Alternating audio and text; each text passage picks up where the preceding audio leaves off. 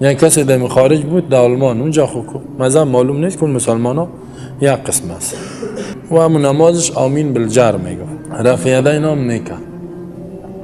گفت آمد از آلمان از لندن میان دیگه، اینجا خیشاش میره و میاد. در این مسجد داخل شد امی تو کرد الله اکبر، باز گفت ملا که گفت ولا دالینی گفت آمین بلند گفت، دیگه هیچ کس نگفت. این خبر نه که اینجا چی مذهب است، بی خبر بود. یک دفعه ملا در خود گفت کی گفت آمین؟ فقط بگوین که مرد داخل شده. ها کی گفت آمین؟ حال خب همین نمیفهمی که همین در حدیث است. میگه 4 مذهب، اگر همین آمین گفتن در 3 مذهب است. خدا به اختیار کتی مذهب بکشه. خب سعی کنیم در مذهب است یا نه. کی گفت آمین؟ این بیچاره گفته که من گفتم. گفت بزنیش، زدن شروع کرد. چنان گفت زدن و بیچاره گفت چی گپ شده؟ من در خاطر نماز زدین، من خود دزدی نکردیم. گفتم مالتانه.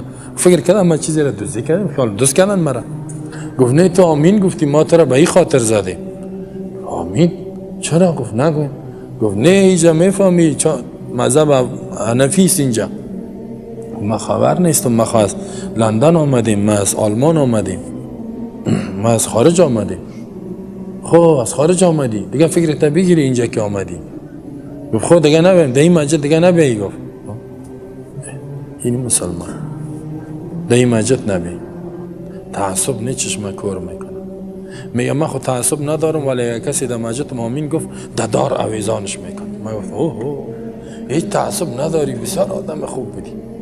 میگه من خود تعصب ندارم، اگه کسی آمین گفت دار میزنمش.